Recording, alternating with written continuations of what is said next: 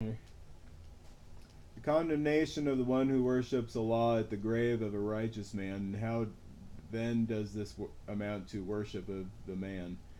In the Sahih al-Bukhari and Muslim, Aisha, may Allah be pleased upon him, reported Salama mentioned to Allah's Messenger, may the peace and blessings of Allah be upon him, that in Abyssinia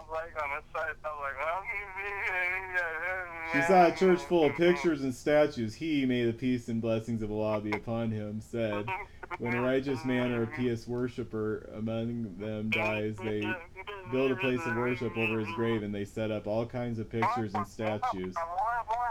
They are the worst of the creatures before Allah. They combine two evils, worshipping the graves and making graven images and statues. Also, in al-Bukhari and Muslim, he reported that Aisha, may Allah be pleased with him, narrated, when the death approached of Allah's Messenger, may the peace and blessing of Allah be upon him, he began to draw a piece of cloth, bed sheet, over his face, sometimes covering and sometimes removing because of distress.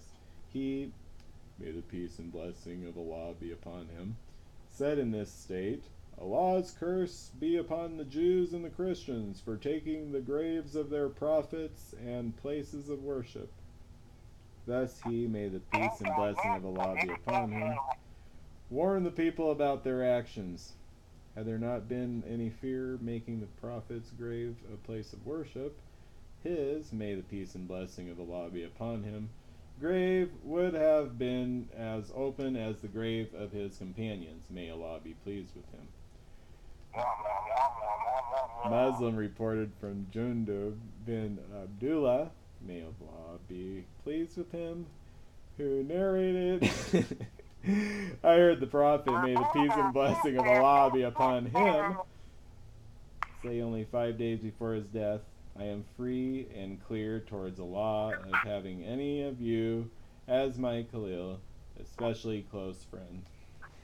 Verily, Allah has taken me as his Khalil, just as he has taken Abraham, may Allah be pleased with him, as a Khalil. If I would have taken anyone from my Ummah as Khalil, I would have taken Abu Bakr. May Allah be pleased with him as a Khalil. Beware those who proceeded before you used to make their prophets' graves into places of worship. Beware, do not take any graves as places of worship. I forbid you to do so.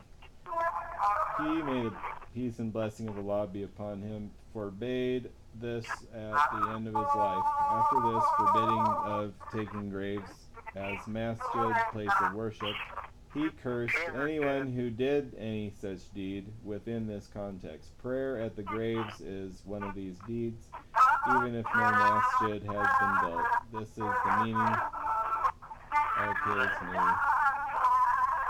He feared his grave would be taken as a masjid. The companions never built any place of worship around his grave, any place which is intended for prayer, or where prayer is performed, has indeed been taken as a masjid, just as the Prophet, may the peace and blessing upon him,